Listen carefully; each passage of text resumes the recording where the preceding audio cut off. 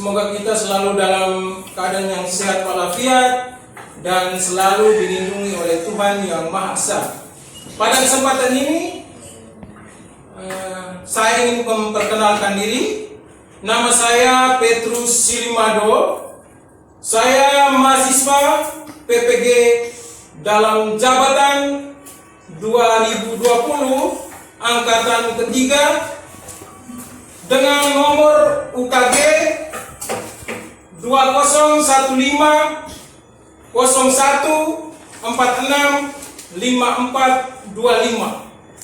LPTK Universitas Hamzanwadi. Nah, pada kesempatan ini saya akan melaksanakan uji kinerja pembelajaran luring di kelas 3 SD Impres Pledo. Selamat pagi anak-anak. Selamat pagi. Baik, sebelum kita memulai pelajaran, marilah kita berdoa. Ambil sikap doa. Kita semua berdoa. Berdoa dimulai. Berdoa selesai. Oke, apa kabarnya anak-anak? Baik. Siapa yang tidak sekolah ini hari? Oh iya, tidak apa-apa. Banyak yang tidak sekolah, semoga mereka nanti hari Senin dapat masuk kembali dan sekolah seperti biasa. Mudah-mudahan kita semua pagi ini semangat ya. Ya, semangat untuk mengikuti pelajaran kita ini hari. Nah, kita lihat pelajaran kita ini hari, yaitu menyayangi tumbuhan dan hewan. Tema 3, subtema 2, pelajarannya tentang dongeng. Sehingga kita lihat tujuan pembelajaran kita ini hari. Yang pertama, tujuan pembelajaran kita ini hari. Yang pertama, agar anak-anak dapat mengidentifikasi ciri-ciri dari dongeng. Dan kedua, anak-anak bisa mengidentifikasi jenis-jenis dari dongeng. Dongeng atau juga sama dengan cerita. Siapa yang sudah pernah dengar cerita? Cerita diceritakan oleh nenek, kakek, bapak, dan mama. Siapa sudah pernah dengar? Siapa sudah pernah lihat cerita dongeng? Siapa yang sudah pernah dengar cerita? Dengar di mana? Dengar di mana? Ada dapat cerita di HP. Rista dapat cerita di mana? Di HP juga. Siapa yang pernah dengar cerita? Pak Peter ceritakan sesuatu di lapang di sana. Siapa? Siapa pernah dengar? Siapa pernah dengar cerita tentang maling kundang? Siapa pernah dengar? Siapa pernah dengar cerita tentang Nuha Matapini? Nah, semua sudah pernah dengar, ya? Nah, sekarang mari kita lihat satu persatu tentang jenis cerita dan ciri-ciri dari cerita. Mari kita lihat bersama.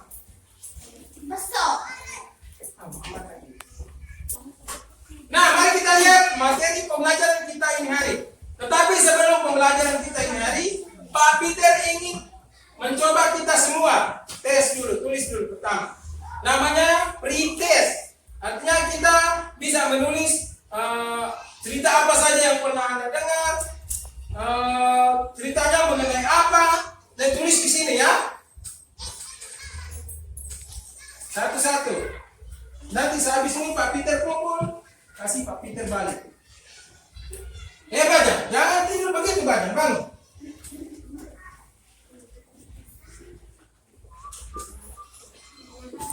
Sama. Siapa tulis? Tulis cerita-cerita yang pernah kalian dengar. Nah, sudah pakai. Oke, baik, mari kita lihat yang pertama. Lihat di situ ya. Lihat ya. Mari kita baca bersama-sama ciri-ciri dongeng. Yang pertama, alur yang digunakan singkat. Lihat di situ ya.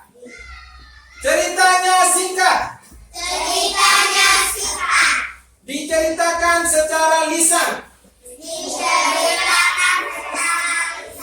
Menekankan isi atau peristiwa yang terjadi.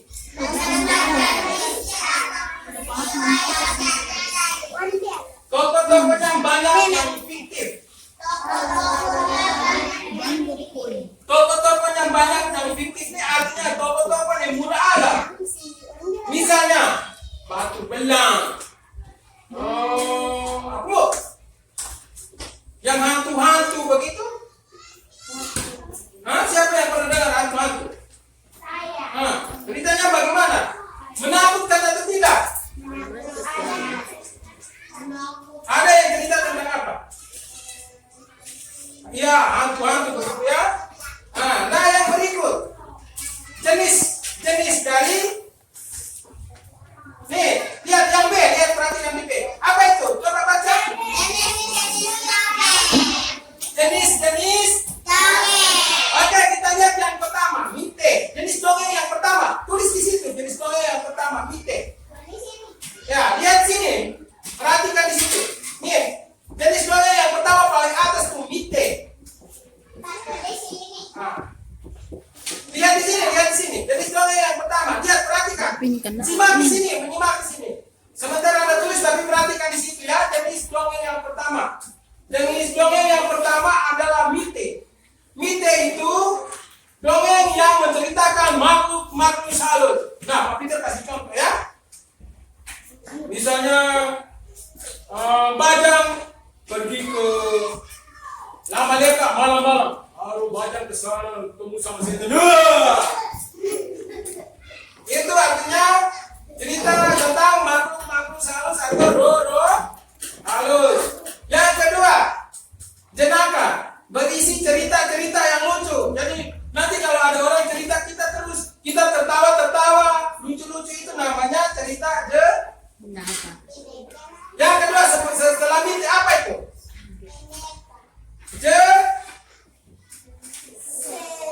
Ini. Oke. Siapa yang baca? Inakia baca. Oke, jenaka. Artinya apa jenaka? Oke, Inakewa baca. Dongeng.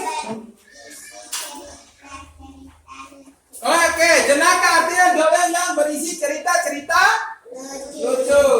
Oke, yang berikut. Nih, warna sage. Sage artinya apa?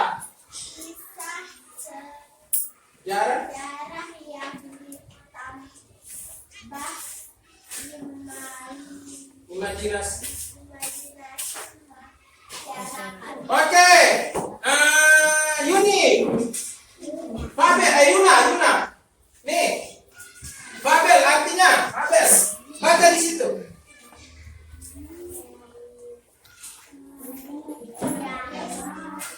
Mengangkat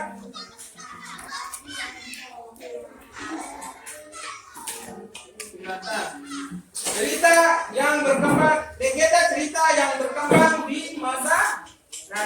Nah, Pak Peter ingin dengar kalian menyimak sebuah cerita tentang tikus dan capung. Capung itu saling ada, begitu ya? Oke. Cerita mengenai hewan, binatang ya. Jadi Pak Peter ingin ceritakan satu fabel buat kalian. Antara fabel itu cerita mengenai hewan-hewan atau binatang. Jadi Pak Peter kasih contoh cerita mengenai tikus dengan capung. Tikus itu dia orang yang rakus, sombong, pemalas. Jadi suatu hari capung itu diantar anaknya ke sekolah. Dia sudah masak bubur, dia siap untuk anaknya makan. Tikus dia santai-santai di rumahnya. Jadi dia lihat capung sudah antar anaknya pergi ke sekolah. Anaknya pergi ke sekolah, tikus itu ke rumahnya capung itu diam-diam. Dia ke sana diam-diam. Dia lihat orang, banyak orang, dia lihat. Dia lihat, tidak ada orang ini. Akhirnya dia pergi curi buburnya si capung itu. Dia makan kasih habis. Padahal ibu capung dengan anaknya itu antar dia pergi ke sekolah supaya sebentar pulang sekolah anaknya makan bubur. Ternyata si tikus makan kasih habis. Lalu ibu capung marah-marah. Dia pulang antar anaknya. Siapa ini yang kasih makan ini? Makan semua saya punya anak punya bubur. Terus habis makan si tikus berak di panci itu kasih full penuh. Dia marah, waduh kenapa bumbu saya sudah berubah jadi hitam semua, tai tikus itu. Akhirnya dia pergi panggil, tikus yang di sebelah rumah itu pasti makan di samping anak yang bubur. Tikus kau sini. Tikus bilang, kenapa? Kau makan samping anak punya bubur? Saya tidak makan. Yang betul kau tidak makan. Iya saya tidak makan ini. Serius, kau serius saya tidak makan. Oh ya bagus ya kamu bilang kau tidak makan. Kalau begitu kita suka ini. Kita harus lompat melewati sungai itu. Kalau kamu bisa lompat, bisa libat sungai, berarti kau tidak makan saya punya anak punya bubur. Tetapi kau bisa lompat, berarti ini orang lain yang makan. Kalau kita, ini siapa takut? Ayo. Akhirnya mereka dua lompat libat sungai. Yang pertama tikus itu lompat. Tikus lompat, akhirnya bawa dia sampai mengalir jauh. Tolong saya. Dan Capung bilang, itu karena kau bikin kesalahan. Sudah berdosa, sudah makan anak saya punya bubur. Kau tidak mengaku, akhirnya tikus itu dibawa sampai ke laut. Dibawa air sampai ke... Oke, itu cerita dari binatang. Kau tadi tokohnya siapa? Tokohnya Capung dengan tikus. Tikus orang yang pemalas, makan nasi orang terus disuruh ngaku, tidak mau mengaku. Penipu toh? Ya. Capung orang yang rajin, dia pergi antar anaknya pulang sekolah, lalu dimakan semua nasinya sama tikus. Akhirnya tikus tidak bisa melompat melewati sungai. Akhirnya dia melakukan kesalahannya, bawa air sampai ke laut, dia makan. Kira-kira makna dari cerita ini apa teman-teman? Siapa yang bisa tahu? Maknanya apa? Ya, berbohong apa lagi? Tidak jujur, berbohong tidak jujur, Rista. Tikus itu sifatnya bagaimana tikus? Tidak baik, apa lagi? Capung sifatnya bagaimana? Rian? Baik. Dia rajin, tikus pemalas dan lain sebagainya. Baik anak-anak, setelah kita mendengar cerita Capung dengan tikus, mari kita lihat contoh dongeng yang berikut. Tadi tentang binatang, sekarang kita melihat tentang dongeng tentang cerita rakyat Maling Kundang. Kita lihat cerita tentang Maling Kundang. Cerita ini cerita rakyat berasal dari Sumatera Barat. Jadi mari kita lihat bersama-sama, kita mengambil maknanya dan hikmahnya. Setelah itu kita bisa menjawab pertanyaan-pertanyaan yang akan diberikan oleh Pak Peter di tugas yang nanti akan Pak Peter kasih, yaitu post test ya. Nah anak-anak, mari kita lihat bersama-sama cerita Maling Kundang.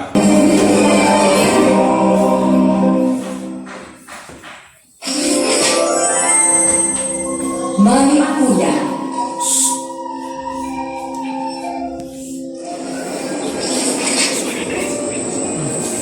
Pada zaman dahulu kala, hiduplah seorang anak bernama Maling Kundang bersama ayah dan ibunya yang miskin.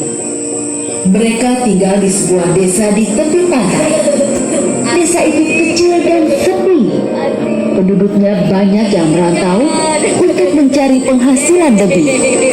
Tidak banyak yang bisa dilakukan di desa mereka. Tanahnya gersang, ikan di laut pun sedikit. Maling Kundang suka sekali bermain. Setiap hari kerjanya hanya mengejar ayam satu-satunya milik orang tuanya. Kemari kau burik, kemari. Malin kecil terus mengejar si burik. Ketika Malin Kundang berhasil menangkapnya, biasanya dia akan menyiksa ayam itu. Kena kau. Suatu hari, ayah Malin Kundang hendak pergi merantau ke negeri seberang. Konon katanya, negeri seberang sangat kaya dan cari uang di sana sangat mudah. Ayah berangkat ya Malin. Iya ayah. Ayah Malin Kundang segera ikut naik kapal bersama penduduk lain yang hendak merantau. Tinggallah ibu dan Malin di desa yang miskin itu. Hari demi hari, tidak ada kabar dari sang ayah.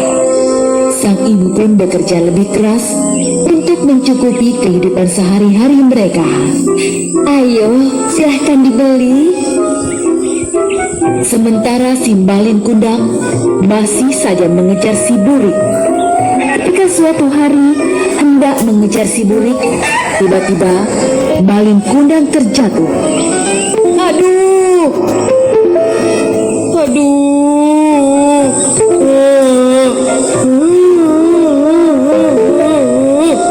Kaki Malin Kundang tersandung batu. Dia terjatuh sangat keras. Lengannya tergores batu tajam. Lukanya cukup besar dan mengeluarkan darah. Sang ibu segera mengobati luka si Malin Kundang. Dengan penuh kasih sayang, dia merawat Malin. Luka ini pasti sembuh, namun bekas lukanya akan susah hilang.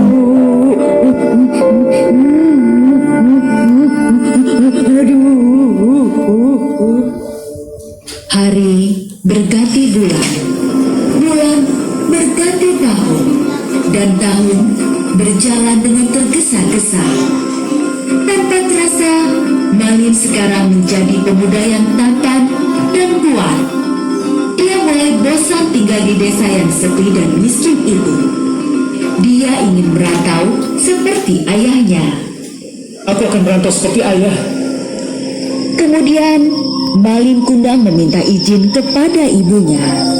Bu, izinkan aku merantau ke negeri seberang.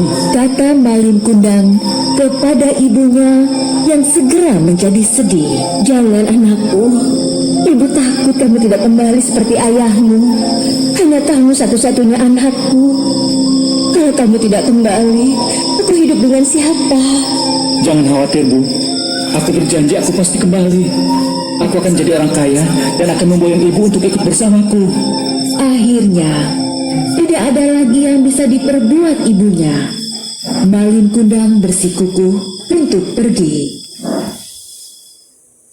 Malin Kundang menyelinap ke sebuah kapal. Dia bersembunyi di peti kayu. Sepertinya di sini aman. Kapal pun berlayar. Namun di tengah laut, kapal itu dicegat oleh bajak laut. Semua awak kapal dibunuh oleh bajak laut. Mereka merampas semua barang-barang berharga di kapal itu dan meninggalkan kapal itu terkatung-katung di laut. Kapal kita dirampok! Kapal kita dirampok! Kapal kita dirampok! Malin Kundang selamat karena dia sembunyi di peti. Saat dia keluar dari persembunyiannya, kapal itu sudah terdampar di sebuah pantai. Sungguh beruntung, sebab di dekat pantai itu ada sebuah desa yang subur dan kaya. Pelabuhannya besar dan ramai. Malin Kundang tersenyum, meski tubuhnya lemas tidak berdaya. Di sini, aku akan mengadu nasib. Malin Kundang bekerja keras siang dan malam. Hanya satu yang ada dalam benaknya, yaitu jadi orang kaya. Tekad dan kerja kerasnya membuahkan hasil. Dia pun menjadi kaya, punya kapal besar dengan 100 awak kapal. Aku kaya! Aku kaya! Suatu hari, Malin Kundang mengajak istrinya berlayar dengan kapal mewahnya. Mereka berlabuh di pelabuhan desa kampung halaman Malin Kundang. Berita tentang suksesnya Malin Kundang pun terdengar sampai ke telinga ibunya. Apakah itu kapal si Malin, anakku? Dengan hati riang, ibu yang sudah renta itu terseok-seok berjalan ke pelabuhan. Dia memang Malin Kundang, aku yakin, batin ibunya saat melihat Malin turun dari kapal bersama istrinya. Malin, Malin, kamu pulang nak? Istri Malin Kundang heran dengan seorang ibu tua yang berlari ke arah mereka sambil berteriak-teriak. Pakaiannya compang-camping, wajahnya renta dan lusuh. Siapa dia, Kanda? Apa benar dia ibumu? Malin Kundang gelisah. Dia tidak mau istrinya tahu kalau Malin Kundang berasal dari keluarga miskin. Entahlah Dinda, mungkin hanya pengemis tua yang mau minta sedekah. Ibu tua itu mendengar perkataan Malin Kundang dan berubah sedih. Masa kamu tidak mengenalku, wahai anakku? Aku ini ibumu yang membesarkanmu. Malin Kundang menjadi marah. Ibuku sudah lama mati. Jangan mengaku-ngaku, wahai pengemis tua. Sang ibu menangis terseduh. Aku yakin kamulah Malin, anakku. Lihatlah bekas luka di lenganmu. Hanya Malin Kundang, anakku, yang punya bekas luka itu. Malin Kundang makin marah. Dia menyuruh pengawalnya untuk mengusir ibu yang semakin terseduh-seduh. Ya Tuhan, jika memang dia benar anakku Malin Kundang, kukutuk dia jadi batu. Seketika petir menggelegar, padahal langit sedang cerah. Pelan-pelan Malin merasakan ada hal aneh dalam tubuhnya yang semakin kaku. Ada apa dengan tubuhku? Tubuhku kaku. Tidak! Malin Kundang pun menyadari jika dia sedang dikutuk. Malin bersimpuh, mencium tanah dan segera berubah menjadi batu. Terlambat sudah baginya untuk menyesali sifat durhaka kepada ibunya.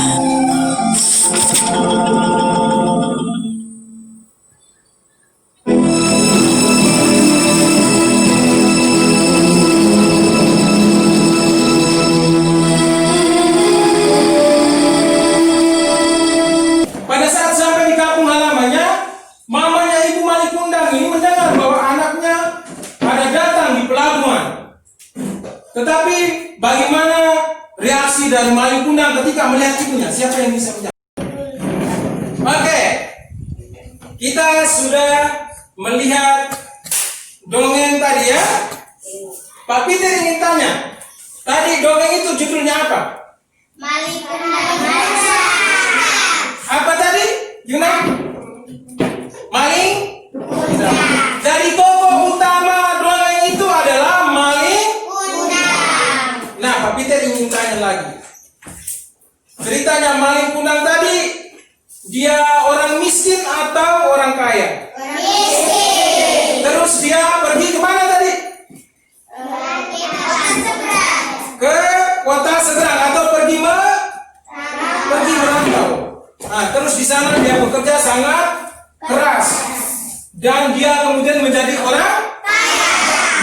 orang kaya. Nah, saat dia menjadi orang kaya, apa yang terjadi? Dia mulai melanglang buana, artinya dia mulai pergi dari satu pulau ke pulau yang lain untuk menjual hasil dagangannya. Nah, setelah kita mendengar semuanya, Pak Peter ingin bagi lagi dan kalian kerja ya. Kerja namanya post test. Ini soal-soal yang harus kita kerjakan. Oke, setelah kita melihat ini, Pak Peter akan membagi kertas kembali. Kalian kerjakan yang di situ ya. Cerita berisi tentang cerita lucu adalah aku. Jenis dongeng berdasarkan apa? Jenis dongeng yang berkisah kepahlawanan disebut. Sebutkan 3 ciri dari dongeng. Nah, Ta. Eta.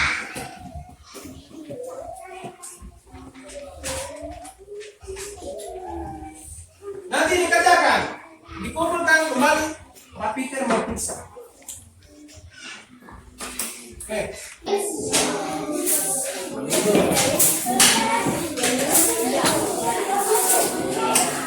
Baik, perhatikan soal-soal berikut. Pak. Kita kita tuh. Kita punya telur. Kalian Pak, mereka punya telur.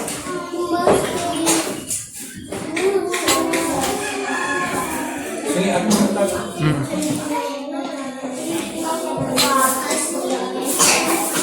dengarkan soal baik-baik. Amin.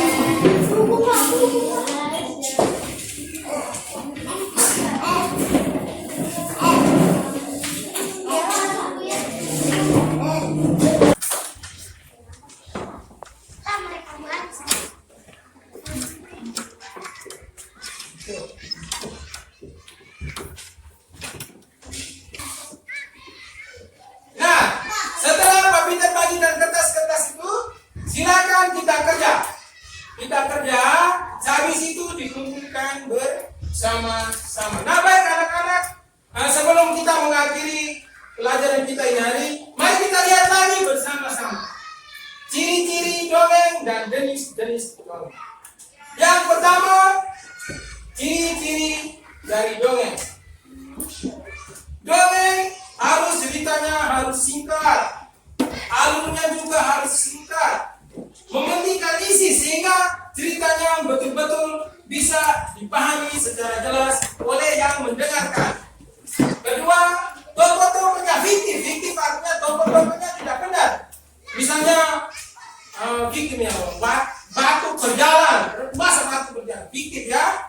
Tokoh-tokohnya tidak jelas, tidak benar. Fiktif itu artinya tidak benar. Nah, jenis-jenisnya juga berbeda-beda. Ada yang jenisnya mite, ada yang jenisnya jenaka, ada yang jenisnya sage, ada yang jenisnya fabel, dan juga ada jenisnya legenda. Kita sudah lihat bersama, mite itu artinya menceritakan mengenai loro halus, hantu-hantu. Dua, jenaka itu ceritanya lucu-lucu. Kalau kepada menceritakan kepada kita, orang akan tertawa-tawa karena ceritanya lucu. Yang ketiga, sage itu artinya menceritakan tentang sejarah atau peristiwa sesuatu. Yang keempat, fabel. Yang seperti contoh Pak Peter ceritakan tadi, fabel itu cerita mengenai hewan. Yang terakhir cerita mengenai legenda, cerita mengenai kelaki atau legenda. Kewaisan boleh itu termasuk legenda. Atau cerita tentang asal usul mula-mula suku Lama Paha, suku yang hebat, suku Bita, suku Muda dan lain sebagainya merupakan cerita legenda. Nah, anak-anak, kita cukupkan hari ini dulu. Mudah-mudahan apa yang kita pelajari bisa bermanfaat untuk kita semua. Dan nanti kalau ujian ketika ditanya, kita bisa menjawab secara baik dan benar. Sehingga nilai kita adalah baik adanya atau nilai kita 100. Nah, kita cukupkan sekian dulu. Jaga kesehatan, jangan terlalu banyak bermain karena sebentar lagi kita akan ujian semester, sehingga kita selalu menjaga kesehatan kita sehingga kita tetap dalam keadaan sehat dan selalu dilindungi oleh Tuhan Yang Maha